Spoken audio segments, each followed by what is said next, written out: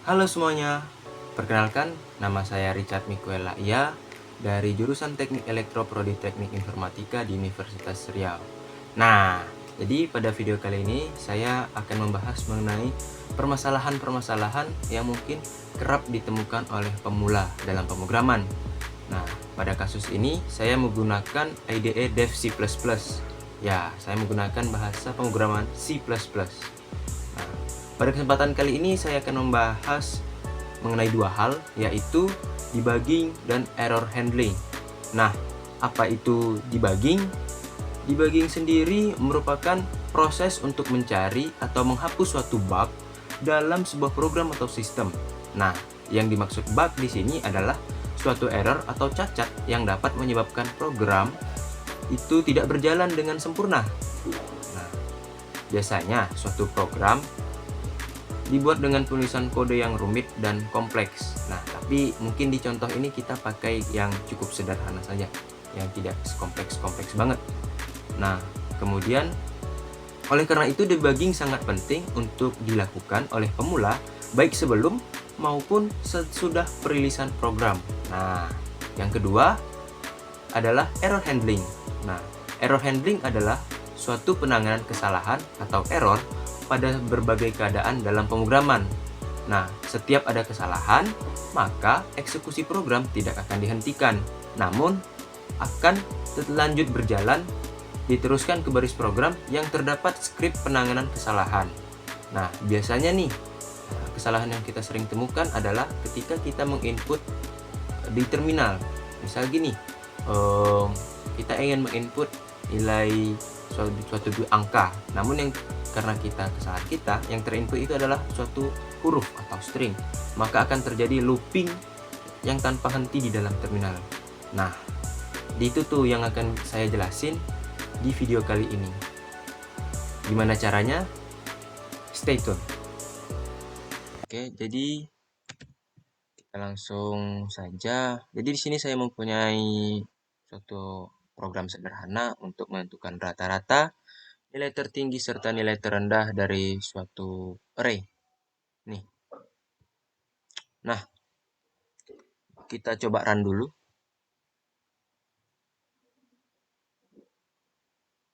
Nah, di sini kita lihat rata-ratanya 12 dan nilai tertingginya itu adalah 45. Padahal di dalam array kita itu tidak ada angka 45. Dan mengapa rata-ratanya 12? Padahal apabila dihitung-hitung, seharusnya rata-ratanya itu adalah 4,5. Nah, inilah dia eh, tujuan atau kegunaan dari debugging, yaitu untuk melihat di mana terdapat suatu bug atau kesalahan pada program. Nah, metode yang saya gunakan di sini adalah metode print statement, yaitu dengan memprint suatu string atau teks ke terminal untuk melihat error atau iterasinya itu bagaimana. Nah, di sini langsung saja sesi out, langsung kita skip saja, saya sudah punyanya. Nah, oke, ini dia. Di sini saya akan menampilkan iterasi keberapa, array dengan indeks berapa. Oke, kurang.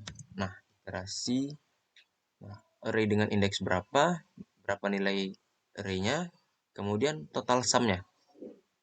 Nah, mari kita coba run. Ups, oh maaf. Nah, ini dia. Nah, dapat kita lihat iterasi pertama dengan array indeks 0, itu nilainya 4, sum-nya 4. Iterasi kedua, indeks 1 nilainya 2, sum-nya 6. Iterasi ketiga, indeks 2 nilainya 9, sum-nya 15. Dan seterusnya hingga sampai ke iterasi ketujuh dengan indeks 6 itu nilainya 4215 sekian gitu.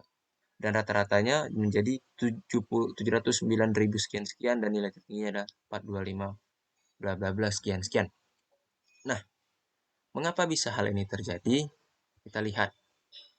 Di sini iterasinya itu dilakukan sebanyak 7 kali.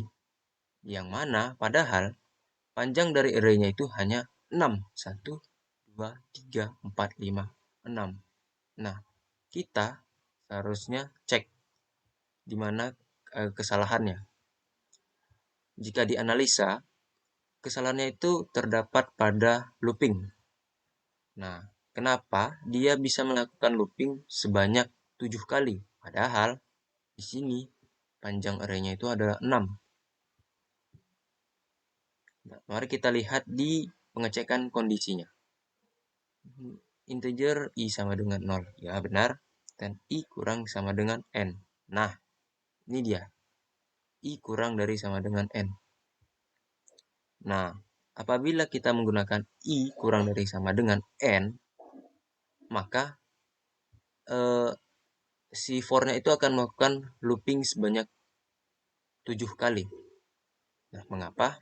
Karena pada saat si i-nya ini bernilai 6 dan n-nya ini bernilai 6, itu tetap akan dieksekusi.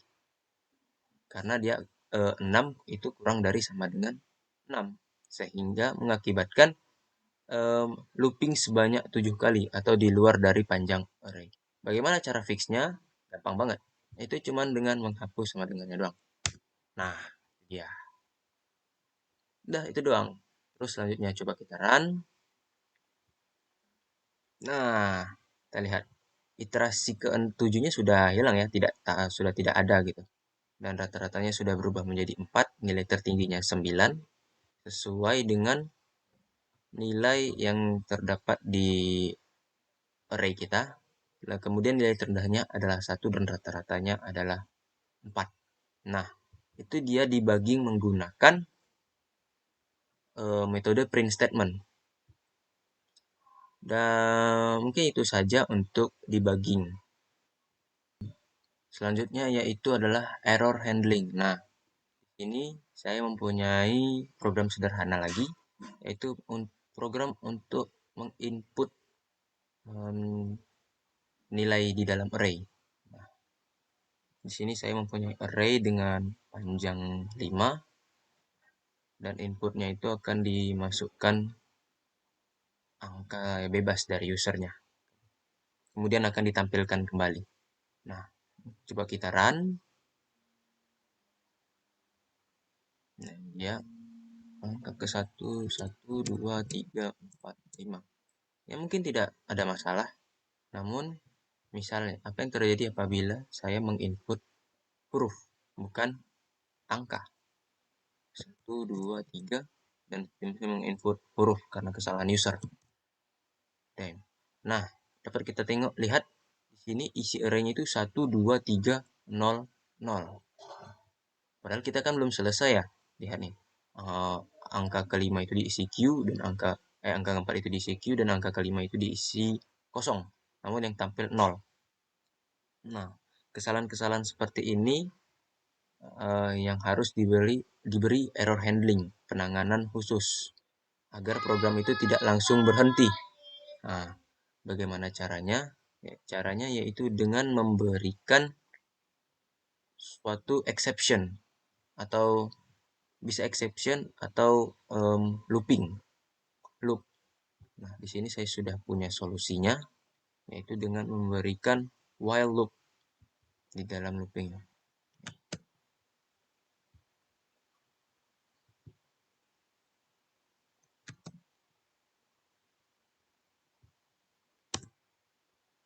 Terus ini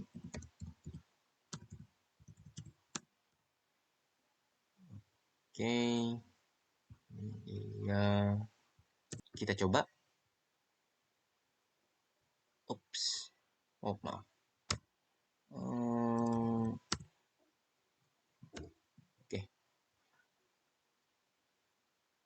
Oke, tidak ada masalah. Kita masukkan 1, oh maaf, kita kasih ini saja,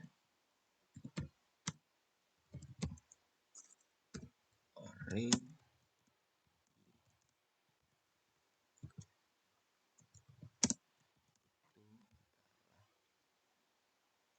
sekian. dan dia akan menampilkan nilainya. Kita juga sekaligus memberikan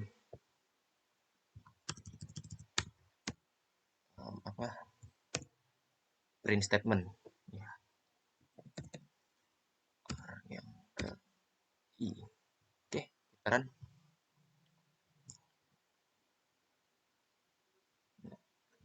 Dari yang ke 0 itu kita masukkan 1, 2, terus kita masukkan Q. Input tidak valid, silakan coba lagi. Kita masukkan lagi input baru 4. Nah, kemudian kita masukkan 5, terus kita masukkan 6. Nah, isi array adalah 1, 2, 4, 5, 6. Dan apabila kita masukkan suatu string atau teks, maka dia akan melempar suatu warning yaitu input tidak valid, silakan coba lagi, dan kita akan melakukan input kembali, kemudian dimasukkan hingga seterusnya. Mungkin itu saja video tips and trick saya bagi seorang pemula. Apabila kurang jelas atau teman-teman ingin berdiskusi soal pemrograman atau lainnya, teman-teman bisa menghubungi saya, bisa mendm di Instagram saya atau komen di video saya. Terima kasih. Dadah.